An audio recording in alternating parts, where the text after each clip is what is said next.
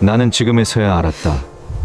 1989년 그녀는 아무 말 없이 사라졌다.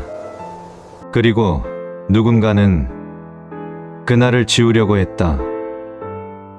그녀는 지워졌고 아이는 사라졌다. 단 한 사람만이 진실을 알고 있었다. 운전기사였다.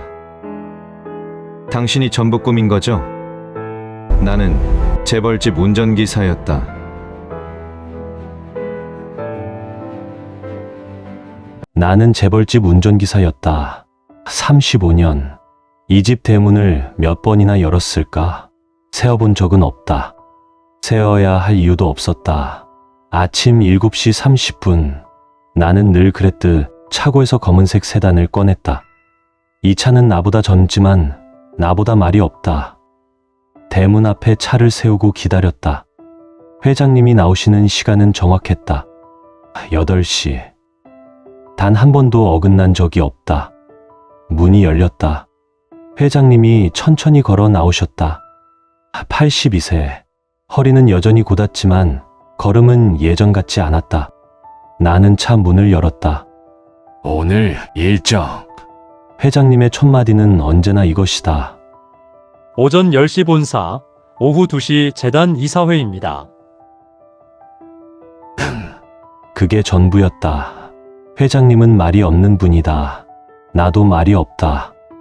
그래서 35년이 가능했는지도 모른다. 차가 출발했다. 창밖으로 봄볕이 비쳤다. 회장님은 창밖을 보셨다. 무엇을 보시는지는 알 수 없었다. 나는 그저 앞만 봤다. 본사 앞에 도착했을 때 회장님이 말씀하셨다. 오늘 손자 과외교사가 온다더군. 예, 들었습니다. 어떤 사람인지 보게. 알겠습니다. 회장님이 차에서 내리셨다. 비서들이 기다리고 있었다. 나는 다시 혼자가 되었다. 오후 2시. 재단 이사회를 마친 회장님을 모시고 저택으로 돌아왔다. 거실에 낯선 목소리가 들렸다. 안녕하세요. 오늘부터 과외 맡게 된 이서연입니다. 밝은 목소리였다. 젊고 경쾌했다. 나는 거실로 시선을 돌렸다. 그리고 멈췄다. 과외교사가 고개를 숙여 인사하고 있었다. 긴 생머리가 어깨를 타고 흘러내렸다. 웃는 얼굴이 밝았다. 그런데 그 눈매가, 그 웃는 방식이 어딘가 본 듯하다. 회장 부인이 말했다.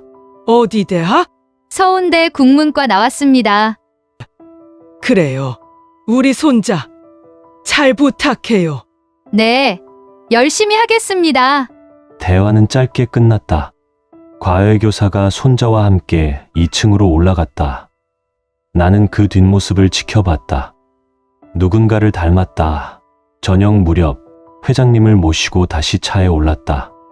저녁 약속이 있으셨다. 차 안은 조용했다. 언제나 그랬듯. 그런데 회장님이 먼저 말씀하셨다. 새로운 선생, 어떻게 보이나? 나는 잠시 생각했다. 밝아 보입니다. 밝기만 하면 되나? 손자분이 좋아할 것 같습니다. 회장님은 창밖을 보셨다. 그리고 한참 후에 말씀하셨다. 그렇게 했지. 목소리가 흔들렸다. 35년 만에 처음 듣는 떨림이었다. 나는 아무 말도 하지 않았다. 대신 백미러로 회장님을 봤다. 회장님은 먼 곳을 보고 계셨다. 아주 먼 곳을. 그날 밤 나는 차고에 혼자 남았다. 차를 닦으면서 계속 생각했다. 과외교사 이서연. 그 웃는 얼굴, 그 목소리, 어디선가 본 것 같은, 들은 것 같은. 그리고 문득 떠올랐다. 1989년 여름, 회장님이 나에게 부탁하신 일이 있었다. 이 여자를 공항까지 데려다 주게. 그때 뒷좌석에 앉아있던 여자. 긴 머리를 늘어뜨린 채 창밖만 보던 사람. 말이 없었다. 그러나 어깨가 떨리고 있었다. 울고 있는 것을 숨기려고 애쓰는 모습이었다. 그런데 공항으로 가던 중 그 여자가 갑자기 신음소리를 냈다. 나는 백미러로 그녀를 봤다. 얼굴이 창백했다. 배를 움켜쥐고 있었다. 괜찮으십니까? 배가 아파요. 임산부였다. 나는 그제야 알아챘다. 그녀의 배가 불러 있다는 것을. 병원으로 가겠습니다. 아니요. 공항으로. 지금 상태가. 그때 전화가 울렸다. 회장님이었다. 그냥 공항으로 가게. 비행기 시간이 있어. 그러나 회장님, 이분 상태가. 공항으로 가라고 했네. 전화가 끊겼다. 나는 핸들을 쥐고 고민했다. 그러나 결국 공항으로 향했다. 여자는 뒷좌석에서 계속 신음했다. 식은땀을 흘리고 있었다. 공항에 도착했을 때 그녀는 겨우 차에서 내렸다. 그런데 몇 걸음 걷지 못하고 주저앉았다. 아, 아파. 나는 급히 달려가 그녀를 부축했다. 병원 가셔야 합니다. 비행기 타야 해요. 지금 이 상태로는. 그때 그녀의 다리 사이로 피가 흘렀다. 나는 그녀를 안아 차로 돌아갔다. 그리고 가장 가까운 응급실로 달렸다. 회장님의 명령을 어기는 것이었다. 그러나 사람이 죽을 것 같았다. 응급실. 의사들이 그녀를 데려갔다. 나는 복도에서 기다렸다. 2시간 후 의사가 나왔다. 보호자십니까? 아닙니다. 환자분, 유산 위기였습니다. 다행히 아기는 살았습니다. 그런데 조금만 늦었어도 둘 다 위험했을 겁니다. 나는 고개를 숙였다. 병실에 들어갔을 때 그녀는 천장을 보고 있었다. 눈물이 흘러내리고 있었다. 감사합니다. 괜찮으십니까? 아기가 살았대요. 네. 당신이 아니었으면 둘 다 죽었을 거예요. 나는 아무 말도 하지 못했다. 그녀가 나를 봤다. 기름이 뭐예요? 말씀 안 드리는 게 좋을 것 같습니다. 그렇군요. 그녀가 배에 손을 얹었다. 이 아이 아버지는 좋은 사람이에요. 다만 용기가 없을 뿐이죠. 기사님, 부탁이 있어요. 말씀하세요. 나중에, 아주 나중에 이 아이가 자라면 혹시 그 사람 옆에 있게 된다면 지켜줄 수 있나요? 무슨 말씀이신지. 알 거예요. 언젠가는. 그리고 그녀는 다시 천장을 봤다. 제 이름은 강미연이에요. 이 아이 이름은 서연이라고 지을 거예요. 나는 그 이름들을 가슴에 새겼다. 그리고 지금 35년이 지난 지금 이서연이라는 이름을 가진 여자가 이 집에 들어왔다. 이튿날 아침도 같았다. 8시에 회장님을 모시고 출발했다. 그런데 출근길 내내 회장님은 말이 없으셨다. 평소에도 말이 없는 분이지만 오늘은 달랐다. 침묵이 무거웠다. 오후에 저택으로 돌아왔을 때 거실에서 웃음소리가 들렸다. 손자와 과외교사였다. 손자는 오랜만에 환하게 웃고 있었다. 이 집에서 가장 외로운 사람은 가장 어린 사람이었다. 그 아이는 늘 혼자였다. 그런데 지금은 달랐다. 도련님, 이 문제 정말 잘 푸셨어요. 진짜요? 네. 이해도 빠르시고 정말 똑똑하세요. 손자가 웃었다. 오랜만에 보는 웃음이었다. 나는 멀리서 그 모습을 지켜봤다. 그리고 문득 사모님의 시선을 느꼈다. 사모님은 2층 계단 위에 서 계셨다. 과외교사를 내려다보고 계셨다. 그 눈빛이 차가웠다. 밤 10시. 나는 차고에서 내일 준비를 하고 있었다. 그때 불빛이 보였다. 본관 2층, 서재 쪽이었다. 이상했다. 회장님은 이미 주무시는 시간이었다. 나는 조용히 본관으로 들어갔다. 복도는 어두웠다. 서재 문틈으로 불빛이 새어나왔다. 목소리가 들렸다. 사모님의 목소리였다. 그 선생 신원조 왜 다시 해봐? 이미 깨끗합니다만. 낯선 목소리였다. 내가 깨끗하냐고 물었나? 누구 딸이냐고 물은 거야. 침묵이 흘렀다. 알겠습니다. 그리고 그 선생 어머니 이름 찾아봐. 강미연. 그 이름 맞는지. 나는 숨을 죽였다. 심장이 뛰었다. 강미연. 35년 전 그 이름. 사모님은 이미 알고 있었다.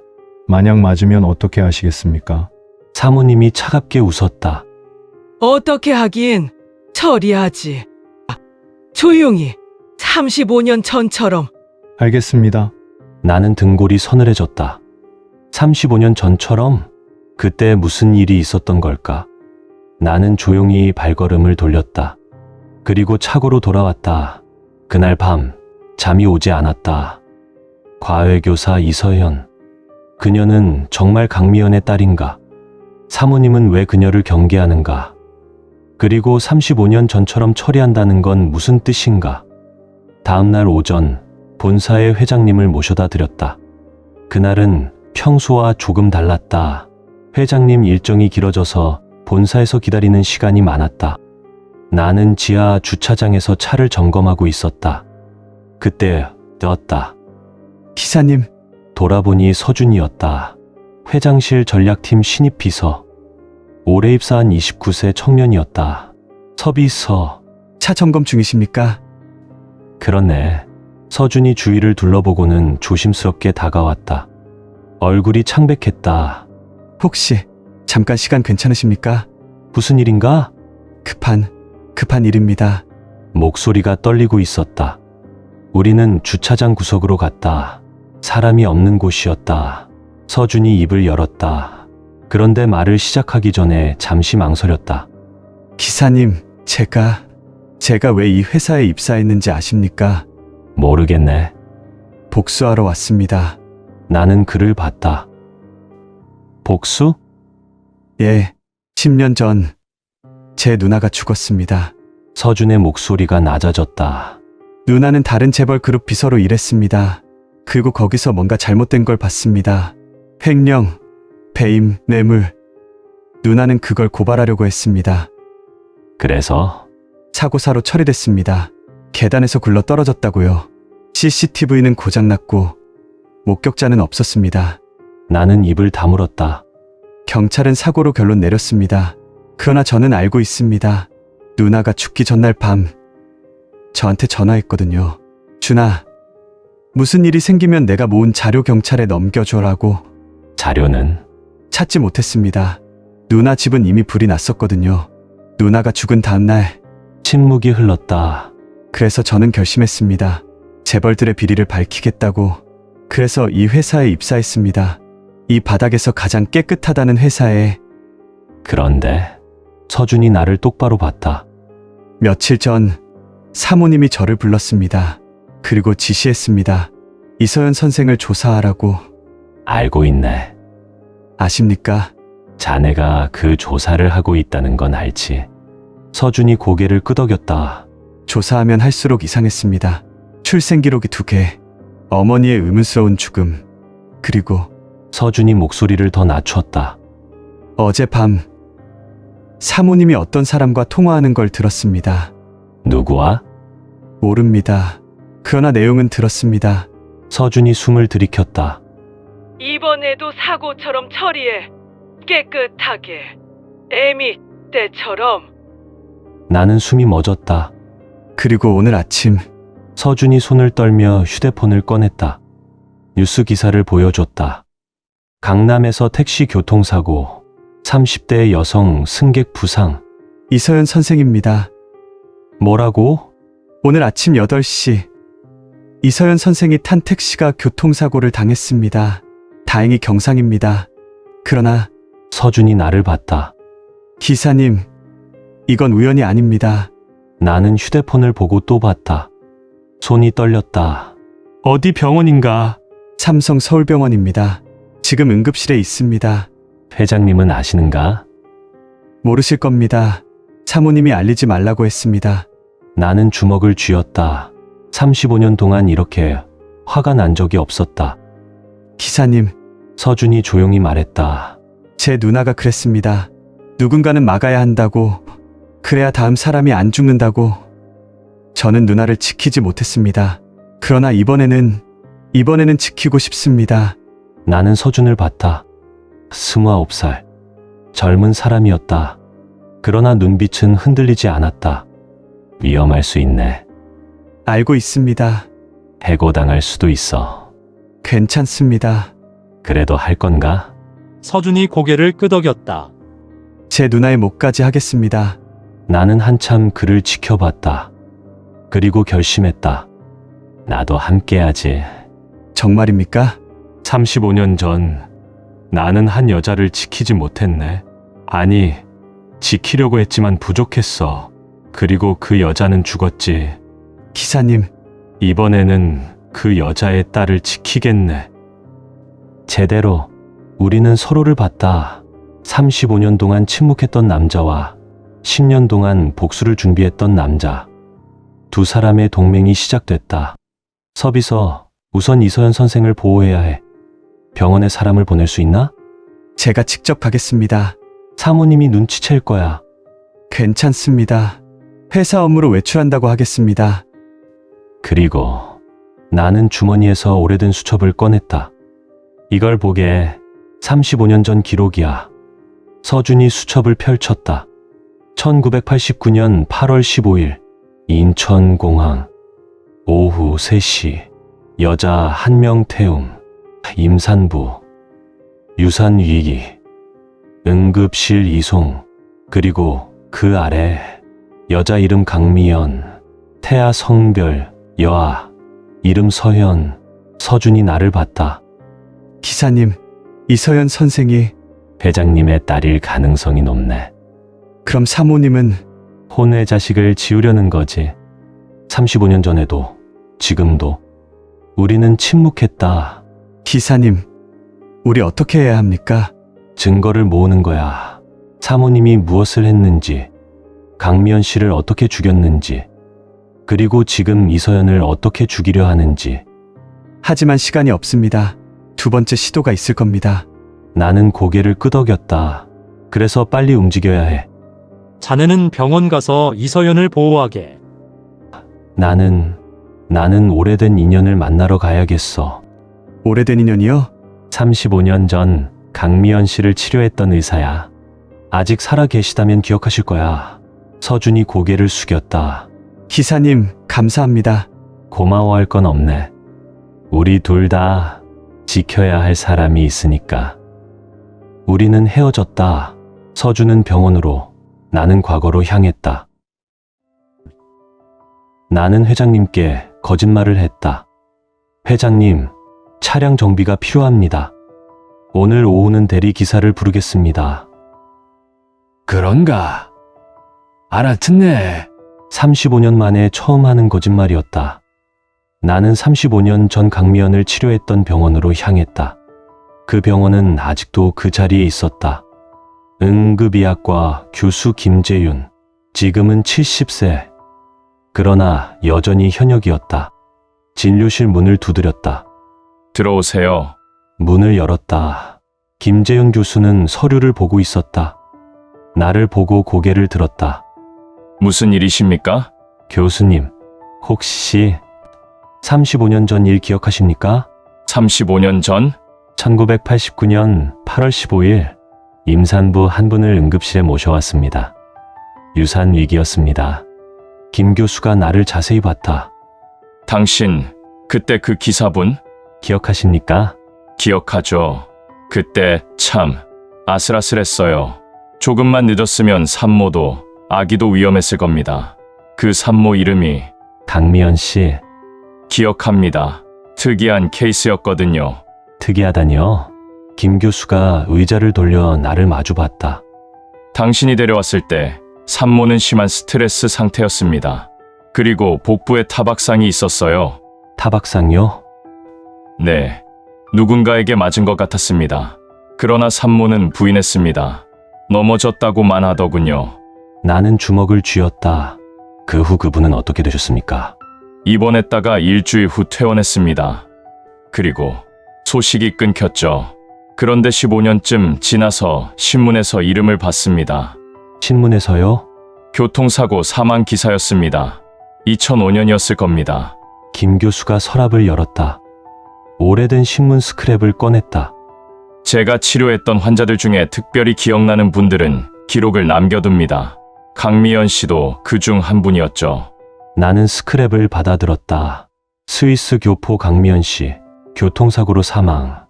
목격자 없어. 기사는 짧았다. 그러나 이상한 점이 많았다. 사고 시간 새벽 3시, 장소 외진 국도, 차량 발견되지 않음, 목격자 없음. 교수님, 이거 이상하지 않습니까? 이상하죠. 그래서 제가 기록해둔 겁니다. 언젠가 누군가 진실을 밝힐 거라고 생각했으니까요. 김 교수가 나를 봤다. 혹시 그 일을 조사하고 계십니까? 네. 그렇다면 이것도 드리죠. 김 교수가 또 다른 서류를 꺼냈다. 강미연 씨가 마지막으로 병원에 온 날 작성한 진료 기록입니다. 2005년 11월 28일, 사망하기 한 달 전이었죠. 나는 그 기록을 봤다. 주증상 불안, 불면증, 소견 환자는 극심한 스트레스 상태. 누군가 나를 미행한다고 호소. 정신과 협진 권유했으나 거부함. 누군가 미행한다? 네. 그리고 이것도 김 교수가 또 다른 메모를 보여줬다. 강미연 씨의 마지막 말, 제 딸을 부탁합니다. 이서연, 만약 제게 무슨 일이 생기면 아이 아버지를 찾아주세요.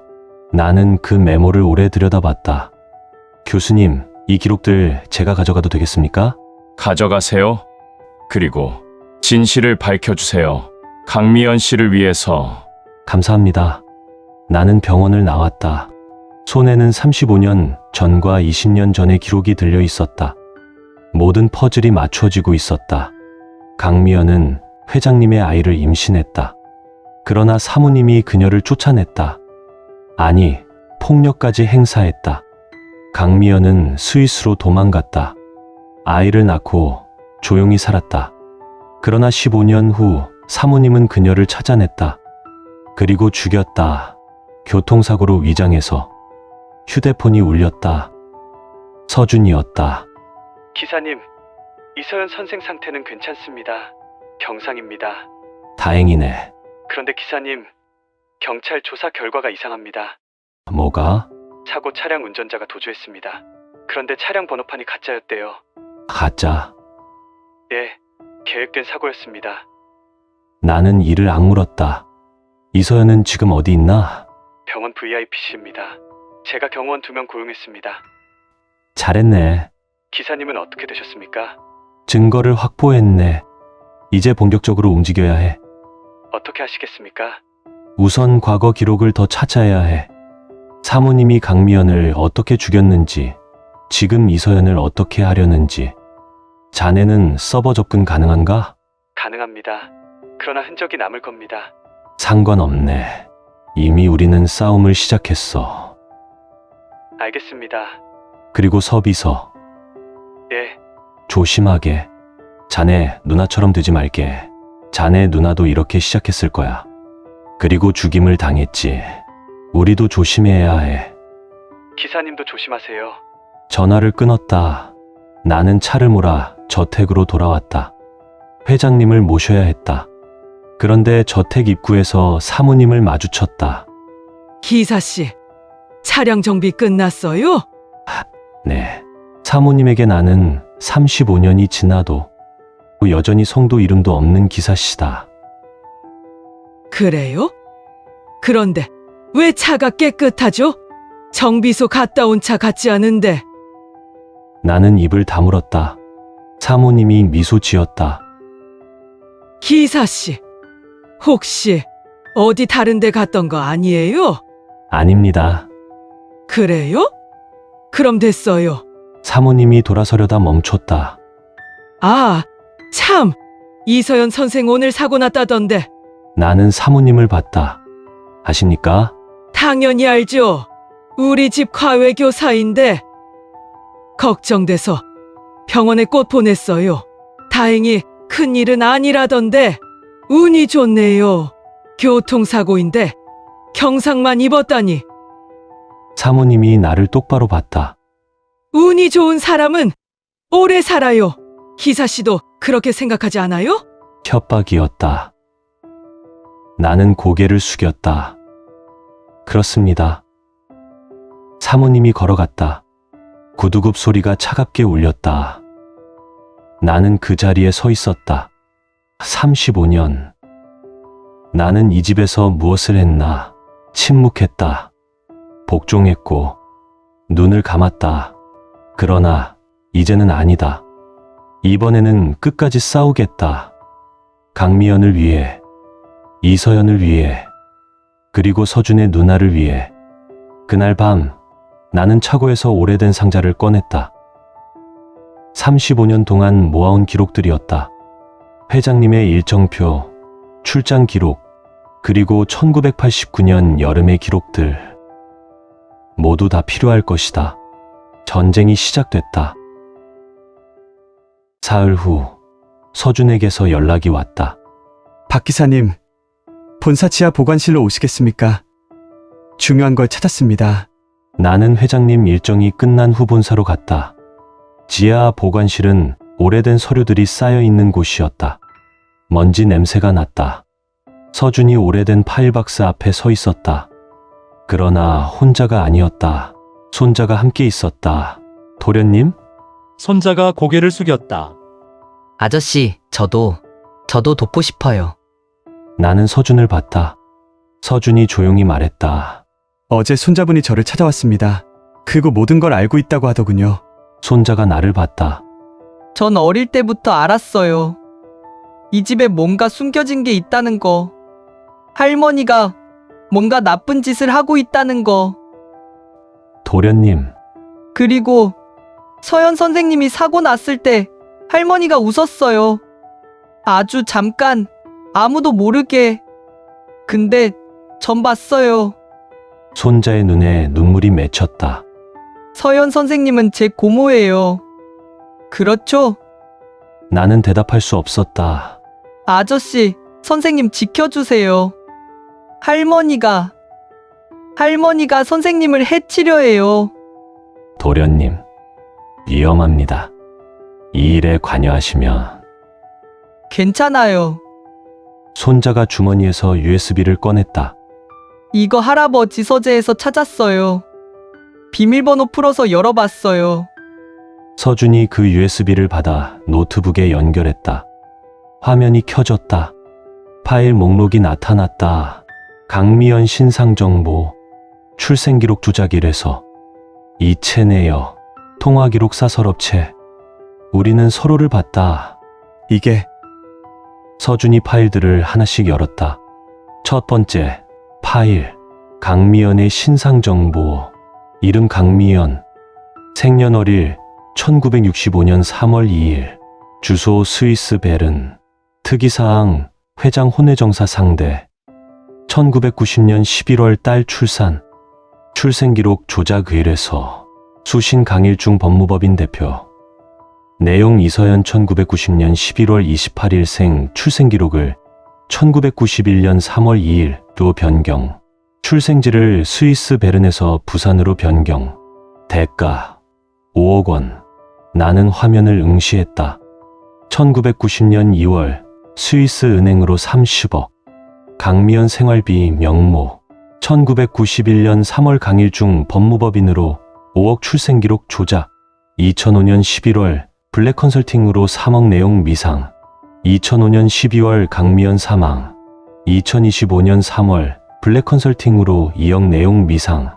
2025년 3월 26일 이서연 교통사고. 모든 것이 들어맞았다. 블랙 컨설팅. 서준이 검색했다. 그러나 회사 정보는 나오지 않았다. 페이퍼 컴퍼니입니다. 실체가 없는 회사예요. 그럼 이 돈은 어디로 간 거지? 청부업체일 겁니다. 사람을 죽이는. 손자가 입을 막았다. 할머니가 정말 사람을 죽였어요? 나는 손자의 어깨를 잡았다. 도련님, 이제 돌아가세요. 위험합니다. 싫어요. 도련님. 싫다고요. 전 겁쟁이로 살고 싶지 않아요. 아저씨처럼, 서준 형처럼 용감하게 살고 싶어요. 손자가 울었다. 엄마 아빠는 맨날 싸우기만 하고 할아버지는 멀고 친구도 없어요. 근데 서연 선생님이 오고 나서 처음으로 행복했어요. 처음으로 누가 날 좋아해준다는 걸 느꼈어요. 도련님, 선생님이 고모라는 것도 알았어요. 닮았거든요. 할아버지 젊었을 때 사진이랑. 그리고 선생님 목소리가 따뜻해요. 엄마 목소리처럼. 나는 손자를 안았다. 이 집에서 가장 외로운 사람, 가장 어린 사람. 그러나 지금은 가장 용감한 사람. 알겠습니다. 도련님도 함께 하시죠. 손자가 눈물을 닦았다. 정말요? 네, 그러나 조심해야 합니다. 절대 사모님 앞에서 티 내시면 안 됩니다. 알겠어요. 서준이 말했다. 이제 어떻게 할까요? 증거는 충분해. 이제 이걸 어떻게 쓸지 결정해야 해. 회장님께 말씀드리시겠습니까? 그래야지. 그러나 나는 망설였다. 회장님이 견딜 수 있을까? 35년 동안 사모님이 이런 짓을 해왔다는 걸 알면 침묵이 흘렸다. 그때 손자가 말했다. 할아버지는 강한 분이에요. 견딜 수 있어요. 도련님, 할아버지가 제일 싫어하는 게 뭔지 아세요? 거짓말이에요. 그래서 할아버지는 맨날 진실만 말하라고 하세요. 거짓말은 언젠가 들통난다고. 나는 고개를 끄덕였다. 그렇다면 회장님께 말씀드려야겠군. 언제요? 내일 회장님께 모든 걸 말씀드리겠네. 우리는 서류를 정리했다. USB를 복사했다. 증거는 여러 곳에 나눠 보관했다. 만약을 대비해서.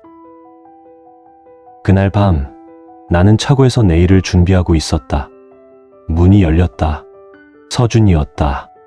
박 기사님, 왜 이 시간에? 드릴 말씀이 있습니다. 서준이 심각한 얼굴로 다가왔다. 오늘 저녁 사모님이 또 전화 통화를 했습니다. 누구와? 블랙 컨설팅일 겁니다. 그리고 서준이 목소리를 낮췄다. 이번엔 확실하게 병원에서 라고 했습니다. 나는 벌떡 일어났다. 이서연이 아직 병원에 있나? 예, 퇴원이 내일입니다. 당장 가야 해. 제가 경호원을 2명 고용했습니다. 괜찮을 겁니다. 아니야. 부족해. 내가 직접 가야 해. 나는 차 키를 집었다. 기사님, 그러나 회장님은... 회장님께는 내가 알아서 하겠네. 우선 이서연을 지키는 게 먼저야. 나는 차를 몰고 병원으로 향했다. 밤 11시. 도로는 한산했다. 병원에 도착했을 때 이상한 기분이 들었다. 너무 조용했다. VIP실이 있는 8층으로 올라갔다. 복도는 어두웠다. 이서연의 병실 앞에 경호원 2명이 서 있어야 했다. 그러나 아무도 없었다. 나는 급히 문을 열었다. 병실은 비어 있었다. 침대에 피가 묻어 있었다. 이서연 씨. 나는 병실을 뒤졌다.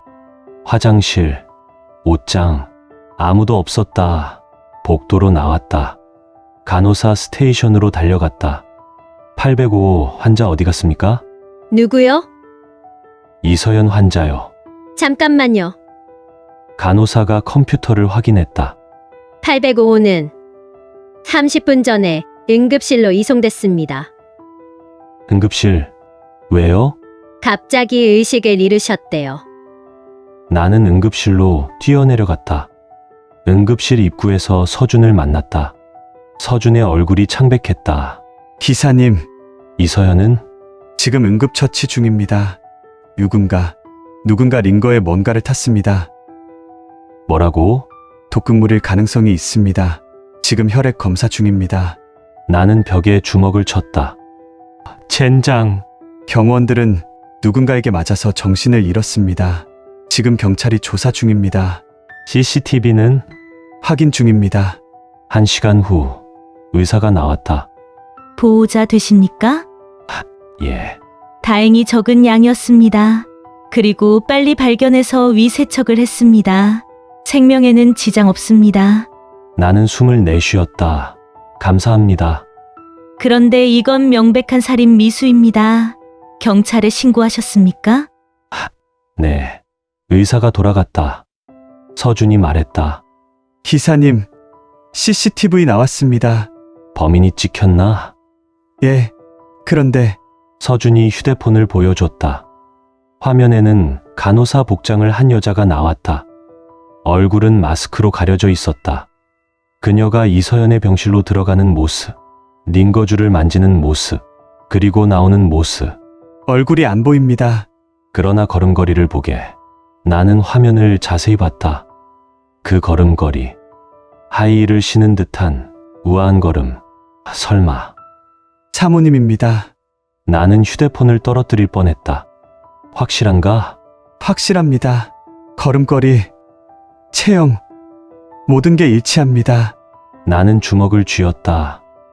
이제 진짜 전쟁이야. 예. 서비서 이 영상 백업해두게. 여러 곳에. 이미 했습니다. 그리고 내일 아침 회장님께 모든 걸 말씀드리겠네. 기사님. 응? 서준이 나를 똑바로 봤다. 저희 이길 수 있을까요? 나는 한참 그를 지켜봤다. 모르겠네. 그러나 지지 않을 거야. 절대. 우리는 병실로 들어갔다. 이서연은 잠들어 있었다. 얼굴이 창백했다.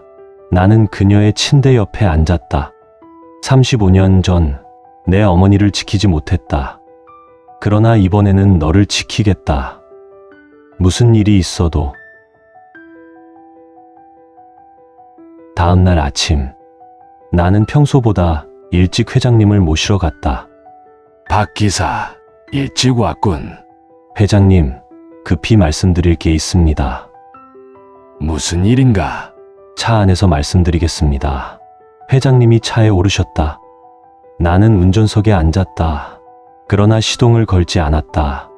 회장님. 이서연 선생에 대해 아십니까? 회장님의 얼굴이 굳었다. 무슨 말인가? 이서연 선생은 회장님의 딸입니다. 어떻게? 35년 전 회장님께서 스위스에서 만난 강미연 씨, 그분의 딸입니다. 회장님은 아무 말씀도 하지 않으셨다. 그저 창밖을 보셨다. 확실한가? 예. 증거가 있나? 나는 봉투를 꺼내 회장님께 드렸다. 안에는 모든 서류가 들어 있었다. 출생신고서, 병원 기록, 사진, 그리고 DNA 검사 결과까지. DNA 검사는 언제? 회장님께서 쓰신 물컵에서 채취했습니다. 죄송합니다. 회장님은 서류를 하나하나 보셨다. 손이 떨리고 계셨다. 미연이가 죽었다는 건 알고 있었네. 알고 계셨습니까? 20년 전 신문에서 봤어. 그리고 내가 죽인 거나 마찬가지라고 생각했지. 회장님 잘못이 아닙니다. 아니야. 회장님의 목소리가 떨렸다. 내가 비겁했어. 사랑한다고 말하고도 지키지 못했어. 그래서 미연이는 혼자 도망가야 했고, 혼자 아이를 키워야 했고, 그리고 죽었어. 회장님. 그리고 이제 그 아이가 내 눈앞에 있었구나. 내가 알아보지도 못한 채. 회장님이 사진을 보셨다. 젊은 날의 강미연과 이서연을 번갈아 보셨다. 정말 닮았구나. 네. 내 딸이구나. 회장님이 눈을 감으셨다. 눈물이 흘러내렸다. 한참 후 회장님이 말씀하셨다. 부인은 알고 있나? 예. 언제부터? 처음부터입니다. 그리고 회장님, 나는 또 다른 봉투를 꺼냈다. 사모님께서 강미연 씨를 죽였습니다. 회장님이 나를 봤다. 뭐라고? 교통사고가 아니었습니다. 청부살인이었습니다. 그리고 지금 이서연 선생도 죽이려 하고 있습니다. 나는 모든 증거를 보여드렸다. 이체, 내역, 통화 기록, CCTV 영상. 회장님은 말을 이루셨다. 어젯밤 이서연 선생이 병원에서 독극물 공격을 받았습니다. 다행히 살았습니다. 그러나 범인이 사모님입니다. 회장님이 서류를 떨어뜨렸다. 말도 안 돼. CCTV에 찍혔습니다. 그래도 그럴 리가. 회장님, 죄송하지만 이건 사실입니다. 사모님은 35년 동안 진실을 숨겨왔습니다. 그리고 이를 위해 사람을 죽였습니다. 회장님은 아무 말씀도 하지 못하셨다. 한참 후 회장님이 조용히 말씀하셨다. 오늘 저녁 가족 회의를 하겠네. 예? 부인, 손자, 그리고 이서현을 불러주게. 회장님, 위험합니다. 괜찮네. 이제는 끝을 내야 해. 알겠습니다. 그날은 길었다. 나는 서준과 함께 모든 준비를 했다. 증거 자료를 정리하고 백업을 여러 곳에 만들고 변호사도 섭외했다. 저녁 7시. 회장님의 서재에 모두 모였다. 회장님, 사모님, 손자, 그리고 병원에서 퇴원한 이서현. 나와 서준은 문 앞에 서 있었다. 회장님이 입을 열었다. 오늘 여러분을 부른 이유는? 그때 사모님이 끼어들었다. 여보, 이게 무슨 일이에요? 왜 갑자기 가족 회의를, 그리고 왜 과외교사가 여기 있어요? 들어보시오. 회장님이 이서연을 보셨다. 이서연 선생. 아니, 서연아. 이서연이 당황한 얼굴로 회장님을 봤다. 네. 회장님? 나는 내 아버지다. 예. 내 어머니는 강미연. 그리고 나는 내 아버지다. 이서연이 얼어붙었다. 무슨 말씀이세요? 회장님이 서류를 내밀었다. 여기 증거가 있다. DNA 검사 결과도 있고. 이서연이 떨리는 손으로 서류를 받았다. 그리고 한 장 한 장 넘겼다. 눈물이 흘러내렸다. 아버지. 미안하다. 정말 미안하다. 35년 동안 너를 찾지 못해서. 아버지. 이서연이 회장님께 달려가 안겼다. 두 사람은 한참 동안 울었다. 사모님은 그 모습을 차갑게 지켜봤다. 감동적이네요. 사모님의 목소리가 얼음처럼 차가웠다. 그래서요? 이제 이 여자를 집에 들일 건가요? 혼의 자식을? 당신. 회장님이 사모님을 봤다. 당신은 미연을 죽였소. 뭐라고요? 20년 전 당신이 미연을 죽였소. 교통사고로 위장해서. 사모님의 얼굴이 굳었다. 무슨 헛소리를? 증거가 있소. 서준이 앞으로 나섰다. 태블릿을 들고. 사모님, 이것 좀 보시죠. 화면에 모든 증거가 나타났다. 이체 내역, 통화 기록, CCTV 영상. 사모님의 얼굴이 점점 창백해졌다. 이건 조작이에요.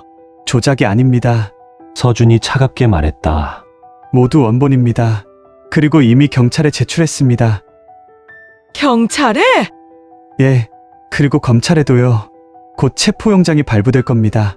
사모님이 주저앉았다. 안 돼! 안 돼! 그리고 어젯밤 병원에서 이서연 선생을 독살하려 한 것도 당신이죠? 아니야! 난 안 했어! CCTV에 찍혔습니다. 서준이 영상을 보여줬다. 간호사 복장을 한 사모님의 모습이 선명했다. 이건 내가 아니야. 걸음걸이 분석 결과 99.8% 일치합니다. 그리고 DNA도 채취했습니다. 병실에서 발견된 머리카락에서요. 사모님은 말을 잃었다. 회장님이 천천히 일어나셨다. 당신은 사람을 죽였소. 여보! 그리고 또 죽이려 했소. 내 딸을. 여보! 나는 나는 이 집을 지키려고. 집, 회장님의 목소리가 커졌다. 집을 지킨다고 사람을 죽여도 되는 거요. 그 여자들이 이 집을 망치려고 했어요. 회장님의 명예를, 이 가문의 체면을 망치려고. 명예, 체면, 회장님이 비웃었다. 그런 걸 위해 사람을 죽였단 말이오. 당신은 몰라요. 제가 얼마나 힘들었는지, 35년 동안 그 여자 때문에, 그 아이 때문에 얼마나 불안했는지. 그래서 죽였소. 사모님이 소리쳤다. 그래요. 죽였어요. 강미연 그 여자 돈을 계속 요구했어요. 끝이 없었어요. 그래서 없애버린 거예요. 사모님은 자신이 무슨 말을 했는지 깨달았다. 입을 막았다. 안 돼. 나는. 그때 문이 열렸다. 경찰이 들어왔다. 황희자 씨, 당신을 살인 및 살인미수 혐의로 체포합니다. 사모님이 뒤로 물러섰다. 안 돼. 안 돼. 묵비권을 행사할 수 있으며. 여보, 제발. 사모님이 회장님께 손을 뻗었다. 그러나 회장님은 고개를 돌리셨다. 가시오. 여보. 당신을 용서할 수 없소. 영원히. 경찰이 사모님의 팔을 잡았다. 수갑이 채워졌다. 사모님은 끌려나가면서 계속 소리쳤다. 나는 잘못없어요. 이 집을 지킬 거라고. 여보. 목소리가 점점 멀어졌다. 그리고 문이 닫혔다. 서재는 조용해졌다. 손자가 회장님께 다가갔다. 할아버지, 회장님이 손자를 안았다. 미안하다. 이런 꼴을 보게 해서. 괜찮아요. 할아버지. 아니다. 괜찮을 리가 없지. 이서연이 조용히 말했다. 제가 있으면 안 될 것 같아요. 뭐? 제가 있어서 이 집안이 이렇게 된 거잖아요. 제가 나가는 게. 안 돼. 손자가 소리쳤다. 이모는 우리 가족이에요. 나가면 안 돼요. 회장님도 말씀하셨다. 서연아, 이건 내 잘못이 아니다. 하지만 이건 내 잘못이야. 35년 전에 내가 용기를 냈어야 했어. 내 어머니를, 그리고 너를 지켰어야 했어. 그런데 나는 비겁했어. 회장님이 이서연의 손을 잡았다. 이제라도 함께 살자. 우리 가족으로. 이서연이 눈물을 흘렸다. 네. 나는 문 앞에서 그 모습을 지켜봤다. 35년. 참 긴 시간이었다. 그리고 이제 진실이 밝혀졌다. 서준이 내 옆에 섰다. 끝났습니다. 그런가? 아직 재판이 남았지만 증거가 확실합니다. 사모님은 오래 갇혀 있을 겁니다. 그렇겠지. 기사님. 응? 저희 이긴 겁니까? 나는 서재 안을 봤다. 회장님과 이서연이 안고 있었다. 손자도 함께. 이긴 거야. 우리. 서준이 작게 웃었다. 누나가 봤으면 좋았을 텐데. 보고 계실 걸세. 어디선가. 우리는 조용히 서재를 나왔다. 그날 밤 나는 차고에 혼자 앉아 있었다. 모든 게 끝났다. 사모님은 체포됐다. 진실은 밝혀졌고 이서연은 가족을 찾았다. 그런데 왜 마음이 편하지 않을까? 문이 열렸다. 회장님이었다. 회장님. 나는 급히 일어섰다. 앉게. 회장님이 내 옆에 앉으셨다. 한참 동안 아무 말씀도 없으셨다. 박 기사. 예. 자네가 없었으면 이 일을 영원히 몰랐을 거야. 저는 제가 해야 할 일을 했을 뿐입니다. 해야 할 일? 회장님이 나를 보셨다. 자네에게는 해야 할 이유가 있었나? 나는 망설였다. 그리고 말했다. 35년 전 제가 강미연 씨를 병원에 데려간 적이 있습니다. 그랬나? 네. 공항으로 가던 중 그분이 유산 위기였습니다. 회장님께서는 그냥 공항으로 가라고 하셨지만 저는 병원으로 갔습니다. 그리고 그분은 아이를 지켰습니다. 이서연을요. 그때 그분이 저에게 부탁했습니다. 나중에 이 아이가 아버지 옆에 있게 되면 지켜달라고. 회장님의 눈이 붉어졌다. 그래서 지킨 건가? 예. 35년 동안 약속을 지키지 못하고 있다가 이제야 지킨 겁니다. 회장님이 한참 나를 보시다가 말씀하셨다. 고맙네. 천만에요. 아니야, 정말 고맙네. 자네가 아니었으면 내 딸은 죽었을 거야. 그리고 나는 평생 진실을 모른 채 살았겠지. 회장님이 하늘을 보셨다. 미안하다. 그리고 고맙다. 좋은 사람을 보내줘서. 우리는 한참 동안 말이 없었다. 그리고 회장님이 일어나셨다. 박 기사, 내일부터 자네는 예, 회장님. 내 딸의 전속 기사도 겸하게. 예, 회장님이 미소 지으셨다. 서현이도 차가 필요할 거 아닌가? 자네가 맡아주게. 감사합니다. 아니, 내가 감사하지. 회장님이 차고를 나가셨다. 나는 혼자 남았다. 차를 쓰다듬었다. 35년. 이 차와 함께한 시간. 그리고 앞으로도 계속될 시간. 그런데 사흘 후 이상한 일이 벌어졌다.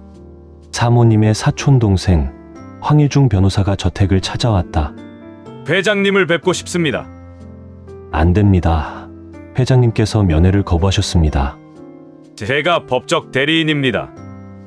만나야 합니다. 결국 회장님이 그를 만나셨다. 나는 서재 밖에서 대기하고 있었다. 그런데 안에서 고성이 들렸다. 회장님, 정실 부인을 이런 식으로 만드시면 안 됩니다. 법적 절차대로 진행하는 것뿐이요. 증거가 조작됐을 가능성이 있습니다. 조작? 네. 운전기사와 비서가 조작했을 수 있습니다. 나는 문을 열었다. 뭐라고 하셨습니까? 황일중이 나를 노려봤다. 당신이 모든 증거를 조작했을 수 있다는 겁니다. 말도 안 되는 소리를. 말도 안 돼요. 당신은 회장님을 35년이나 모셨어요. 친밀한 관계죠. 그럼 회장님 서명도 흉내낼 수 있고 서류도 조작할 수 있어요. 저는 그런 짓 하지 않았습니다. 증명할 수 있어요? 나는 말을 잃었다. 황일중이 비웃었다. 봐요. 증명 못 하잖아요. 그리고 비서 서준, 그 친구도 의심스러워요. 입사한 지 얼마 안 됐는데 어떻게 그렇게 많은 자료에 접근했죠? 그건 불법 해킹일 수도 있어요. 아니면 서버를 조작했거나. 회장님이 일어나셨다. 황 변호사, 나가시오. 회장님, 제 말을 들어보세요. 기자 누나는 결백합니다. 이건 음모예요. 운전기사와 비서가 짜고 친 거라고요. 나가라고 했소. 회장님! 당장 나가지 못할까? 황일중은 나를 한 번 더 노려보고는 나갔다. 나는 그 자리에 서 있었다. 회장님이 말씀하셨다. 박 기사, 신경 쓰지 말게. 예. 저 사람 말은 헛소리야. 증거는 확실해. 그렇습니다. 그러나 마음 한켠이 불안했다. 그날 밤 서준에게서 전화가 왔다. 기사님, 큰일 났습니다. 무슨 일인가? 사모님 측 변호인단이 증거 무효화 소송을 냈습니다. 우리가 수집한 증거가 불법이라고 주장합니다. 회장님 허락 없이 서재에 들어갔고 서버에 불법 접근했다고요. 나는 주먹을 쥐었다. 그런 터무니없는. 그런데 박 기사님, 왜? 법적으로는 그들 주장이 맞을 수도 있습니다. 뭐라고? 우리는 실제로 회장님 허락 없이 서재에 들어갔습니다. 그리고 제가 서버에 접근한 것도 권한밖의 일이었습니다. 그러나 그건 정의로운 일이었지만 합법적이지는 않았습니다. 나는 말을 잃었다. 만약 증거가 무효화되면 사모님은 풀려날 겁니다. 전화를 끊었다. 나는 차고에 주저앉았다.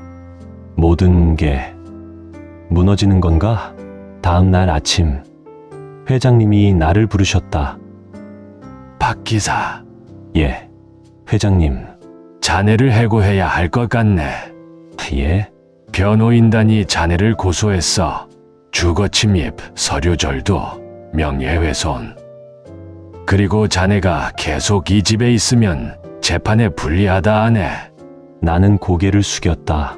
알겠습니다. 박 기사. 예. 미안하네. 아닙니다.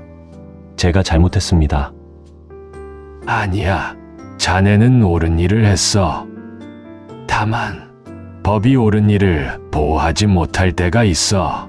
그래도 포기하지 말게. 우리는 이길 거야. 예. 나는 차고로 돌아와 짐을 쌌다. 35년. 이렇게 끝나는 건가? 문이 열렸다. 이서연이었다. 기사님, 선생님, 나가신다고요? 왜요? 법적 문제가 있습니다. 저 때문인가요? 아닙니다. 이서연이 눈물을 흘렸다. 기사님이 저를 지켜주셨잖아요. 그런데 제가 아무것도 못 해드리고. 선생님은 잘못이 없습니다. 아니에요. 제가 여기 오지 않았으면 이런 일도 없었을 텐데. 선생님, 나는 그녀의 어깨를 잡았다. 선생님은 이 집에 올 자격이 있습니다. 선생님은 회장님의 딸이니까요. 당당하게 여기 계세요. 하지만 그리고 저는 괜찮습니다. 제가 한 일은 후회하지 않으니까. 이서연이 나를 안았다. 감사합니다. 정말 감사합니다. 나는 그녀를 토닥였다. 손자도 왔다. 아저씨, 도련님, 아저씨 나가면 안 돼요. 미안합니다. 도련님. 싫어요. 아저씨는 우리 가족이에요. 아저씨가 할머니를 막지 않았으면 서연 이모는 죽었을 거예요. 그런데 왜 아저씨가 벌을 받아요? 도련님, 세상이 그렇게 간단하지 않습니다. 간단해요. 나쁜 사람은 벌 받고 좋은 사람은 보상받는 게 맞아요. 손자가 울었다. 아저씨, 제발 가지 마세요. 나는 손자를 안았다. 도련님, 저는 멀리 가지 않습니다. 그리고 언제든 도련님이 부르면 올 겁니다. 정말요? 정말입니다. 서준도 왔다. 박 기사님, 서비서 자네는? 저는 아직 괜찮습니다. 회사에서 잘린 건 아니니까요. 다만 조사를 받아야 합니다. 불법 서버 접근 혐의로. 미안하네. 아닙니다. 제 선택이었으니까요. 서준이 내 손을 잡았다. 기사님, 아직 끝나지 않았습니다. 우리 이길 겁니다. 그래야지. 제가 변호사를 알아보겠습니다. 최고의 변호사로. 고맙네. 나는 차고를 나왔다. 마지막으로 차를 쓰다듬었다. 잘 있어. 그리고 저택을 떠났다. 뒤돌아보지 않았다. 그러나 가슴이 무너져 내렸다. 한 달이 지났다. 재판이 시작됐다. 사모님 측 변호인단은 공격적이었다. 이 증거들은 모두 불법으로 취득됐습니다. 회장님 허락 없이 서재에 침입하고 서버에 불법 접근하고 사생활을 도청했습니다. 이해 없습니다. 검사가 인정했다. 일부 증거는 절차상 하자가 있습니다. 방청석이 술렁였다. 나는 방청석에 앉아 그 모습을 지켜봤다. 서준도 옆에 있었다. 박 기사님, 우리가 지게 될까요? 모르겠네. 판사가 말했다. 절차상 하자가 있는 증거는 증거 능력을 인정하기 어렵습니다. 사모님 측 변호인이 웃었다. 감사합니다. 판사님, 그렇다면 나머지 증거만으로는 제 의뢰인을 유죄로 만들 수 없을 겁니다. 검사 측 할 말 있습니까? 검사가 일어섰다. 예, 판사님. 저희는 새로운 증인을 신청합니다. 새로운 증인? 네. 증인 입장시켜 주십시오. 문이 열렸다. 한 남자가 들어왔다. 40대 중반. 험악하게 생긴 얼굴. 사모님이 그를 보고 얼어붙었다. 저 사람은 증인, 이름과 직업을 말씀해 주십시오. 이름은 박철수. 직업은 없습니다. 전직이 뭡니까? 흥신소 청부업자였습니다. 방청석이 술렁였다. 검사가 물었다. 증인은 피고인 황희자와 아는 사이입니까? 예, 어떤 관계입니까? 박철수가 사모님을 봤다. 제 고객이었습니다. 고객, 무슨 일을 의뢰받았습니까? 사람을 죽이는 일이요. 방청석이 술렁였다. 구체적으로 말씀해 주십시오. 박철수가 숨을 들이켰다. 2005년 11월 피고인이 저를 고용했습니다. 강미연이라는 여자를 죽이라고. 그래서 저는 그 여자를 미행했습니다. 그리고 12월 외진 도로에서 차로 들이받았습니다. 그 여자는 즉사했습니다. 사모님이 소리쳤다. 거짓말이에요. 난 그런 짓 안 했어요. 조용히 하십시오. 판사가 말했다. 증인, 계속하십시오. 그리고 올해 3월 피고인이 저를 또 불렀습니다. 이번에는 이서연이라는 여자를 죽이라고.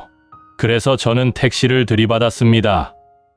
그러나 그 여자는 살았습니다. 그래서 피고인이 화를 냈습니다. 확실하게 하라고. 그래서 어떻게 했습니까? 병원에 침입하려고 했습니다. 그러나 경호원이 있어서 실패했습니다. 그럼 병원에서 독극물 사건은? 그건 피고인이 직접 했습니다. 제가 실패하니까 직접 나선 겁니다.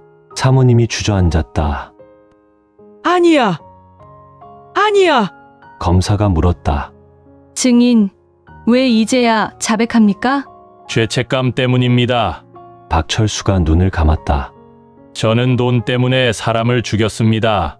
그러나 이번에는 아이를 죽이라고 했습니다. 그건 못하겠더군요. 그래서 자수하기로 했습니다. 그리고 진실을 밝히기로. 검사가 서류를 제출했다.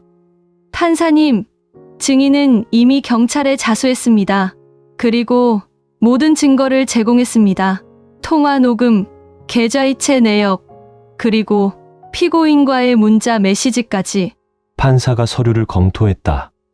이것은 절차상 하자가 없는 증거입니다. 사모님 측 변호인의 얼굴이 창백해졌다. 이에 있습니다. 저 증인은 신빙성이 없습니다. 범죄자의 말을.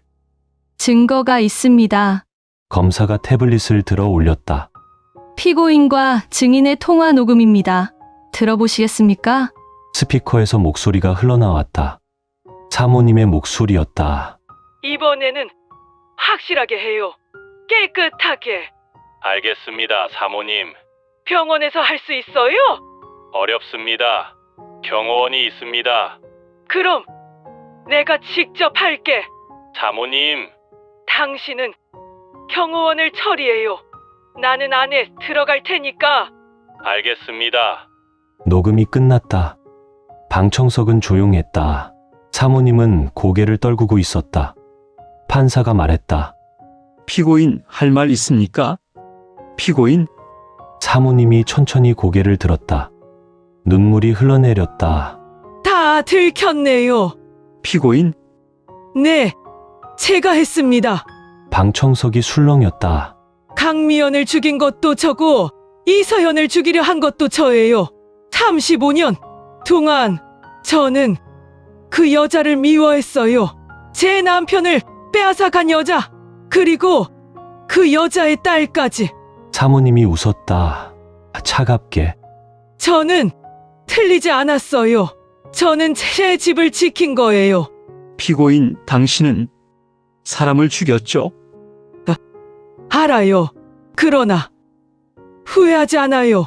그 여자들이 우리 집을 망칠 뻔했으니까요. 나는 주먹을 쥐었다. 저 여자는 끝까지. 그때 누군가 일어났다. 이서연이었다. 판사님, 제가 한 말씀 드려도 될까요? 증인이 아니신데요. 저는 피해자입니다. 강미연의 딸 이서연입니다. 판사가 고개를 끄덕였다. 허가합니다. 이서연이 사모님을 봤다. 사모님, 저는 사모님을 미워하지 않습니다. 뭐? 사모님이 제 어머니를 죽였고 저도 죽이려 했지만 그래도 미워하지 않아요.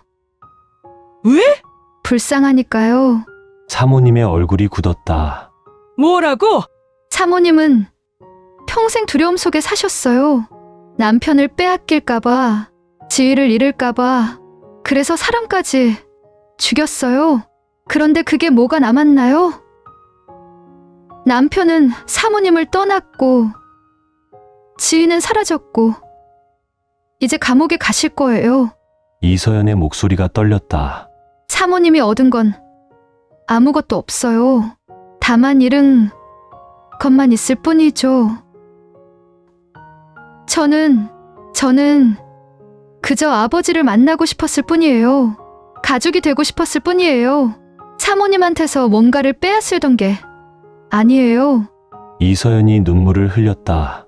제 엄마도 그랬을 거예요. 그저 사랑받고 싶었을 뿐이에요. 그런데 죽었어요. 사모님, 후회하세요? 사모님은 대답하지 않았다. 그저 고개를 떨구고 있었다. 판사가 말했다. 피고인 황희자, 살인죄 및 살인미수죄로 유죄를 선고합니다. 구형 무기징역. 나는 더 이상 듣지 않았다. 법정을 나왔다. 복도에서 서준을 만났다. 기사님 이겼습니다. 그래. 웃지 않으시네요. 기쁘지 않네. 왜요? 이긴 게 아니야. 그저 늦게 막은 것뿐이지. 강미연 씨는 이미 죽었어. 20년 전에. 우리가 뭘 해도 그분은 돌아오지 않아. 서준이 고개를 숙였다. 그렇네요. 그러나 예. 이서연은 살았어. 그리고 가족을 찾았지. 그게 우리가 할 수 있는 전부였어. 서준이 고개를 끄덕였다. 박 기사님. 응? 제 누나도 어디선가 보고 있을까요? 보고 있을 걸세. 그리고 자랑스러워할 거야. 자기 동생을. 서준이 눈시울을 붉혔다. 회장님과 이서연, 손자가 법정에서 나왔다. 박 기사. 회장님. 고맙네. 자네가 없었으면. 아닙니다. 이서연이 나를 안았다. 기사님, 감사합니다. 선생님이 행복하시면 됩니다. 손자도 안겼다. 아저씨, 도련님. 이제 다시 집에 오실 거죠? 나는 회장님을 봤다. 회장님이 말씀하셨다. 당연하지. 박 기사는 우리 가족이야. 감사합니다. 우리는 함께 주차장으로 갔다. 차가 기다리고 있었다. 35년 동안 함께한 차. 나는 운전석에 앉았다. 자, 출발하겠습니다. 뒷좌석에는 회장님, 이서연, 손자가 앉아 있었다. 가족이었다. 나는 시동을 걸었다. 그리고 천천히 출발했다. 석 달이 지났다. 계절이 바뀌었다. 봄이 가고 여름이 왔다. 저택은 변했다. 아니, 사람들이 변했다. 이서연은 정식으로 회장님의 딸로 인정받았다. 호적에도 올랐다. 손자는 이제 혼자가 아니었다.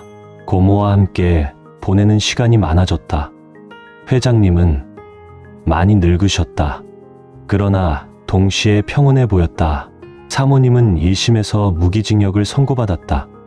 항소했지만 받아들여지지 않았다. 나는 다시 운전석에 앉아 있었다. 박 기사, 오늘은 회장님, 어디 가고 싶으신 곳 있으십니까? 미연이 산소에 가고 싶네. 알겠습니다. 나는 차를 몰았다. 이서연도 함께였다. 산소 앞에 도착했다. 강미연의 묘.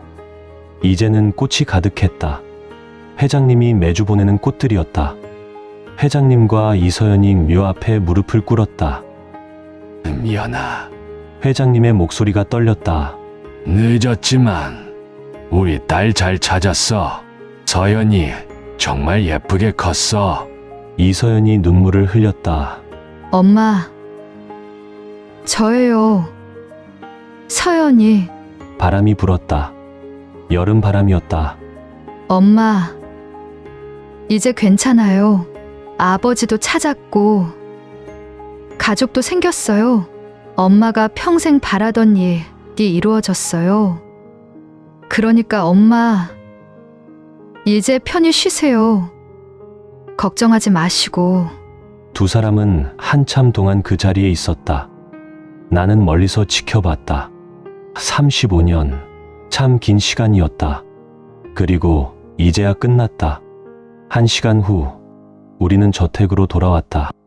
손자가 현관에서 기다리고 있었다. 할아버지, 서연 고모, 우리 손자 안 기다렸어도 되는데. 기다리고 싶었어요.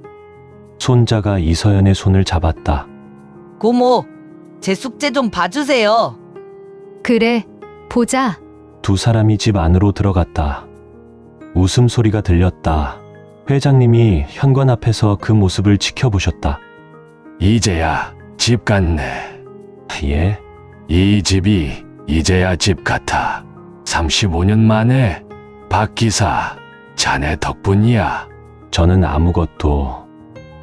아니야. 회장님이 나를 봤다. 자네가 지켰어. 이 집을, 아니, 이 가족을. 과찬이십니다. 과찬이 아니야. 진심이야. 회장님이 내 어깨를 두드렸다. 고맙네. 정말. 제가 더 감사합니다. 뭐가? 35년 동안 함께 해주셔서, 그리고 제가 옳은 일을 할 수 있게 믿어주셔서. 회장님이 웃으셨다. 우리 앞으로도 함께 하세. 물론입니다. 회장님이 집 안으로 들어가셨다. 나는 차고로 갔다. 차를 닫기 시작했다. 35년 동안 해온 일이었다. 문이 열렸다. 서준이었다. 기사님, 서비서, 어떻게 여기까지? 인사드리러 왔습니다. 인사. 저 이번 달 말로 퇴사합니다. 뭐라고? 서준이 미소 지었다. 로펌에 취직했습니다. 공익 변호사로. 공익 변호사? 예, 부당하게 피해 입은 사람들을 도울 겁니다. 제 누나처럼, 이서연 선생님처럼. 나는 고개를 끄덕였다. 잘 결정했네. 기사님 덕분입니다. 내가 뭘? 기사님이 보여주셨잖아요. 옳은 일은 반드시 해야 한다는 걸, 나이와 상관없이. 그래서 저도 제 길을 가려고 합니다. 옳은 일을 하는 길을. 나는 서준의 손을 잡았다. 잘하게. 감사합니다. 그리고 서준군. 네. 자네 누나 자랑스러워할 거야. 서준이 눈시울을 붉혔다. 감사합니다. 우리는 악수했다. 서준이 떠났다. 나는 다시 차를 닦았다. 해가 지고 있었다. 오렌지빛 노을이 하늘을 물들였다. 집 안에서 웃음소리가 들렸다. 회장님, 이서연 아니 아가씨, 손자. 그리고 이제는 서준도 자기 길을 간다. 모두 제자리를 찾았다. 나는 차를 닫았고 차고 문을 닫았다. 내일 아침 7시 30분, 나는 다시 이 차를 꺼낼 것이다. 회장님을 모실 것이다. 그리고 이제는 이서연도 손자도 함께 탈 것이다. 35년이 지나고 36년이 시작된다. 달라진 것은 많다. 그러나 변하지 않은 것도 있다. 나는 여전히 운전기사다. 말이 없고 관찰하고 묵묵히 자기 일을 한다. 그러나 이제는 안다. 때로는 침묵이 아니라 말을 해야 할 때가 있다는 것을, 때로는 복종이 아니라 저항해야 할 때가 있다는 것을, 그리고 때로는 한 사람의 용기가 모든 것을 바꿀 수 있다는 것을. 나는 차고를 나와 밤하늘을 올려다봤다. 별이 빛나고 있었다. 그리고 어디선가 바람이 불어왔다. 따뜻한 바람이었다. 저 하늘 어딘가에서 강미연이 웃고 있을 것이다. 그리고 서준의 누나도 고맙습니다. 나는 하늘을 향해 조용히 말했다. 약속 지켰습니다. 바람이 더 세게 불었다. 마치 대답하는 것처럼 나는 미소 지었다. 그리고 본관을 향해 걸었다. 내일을 위해 쉬어야 했다. 36년째가 곧 시작될 테니까.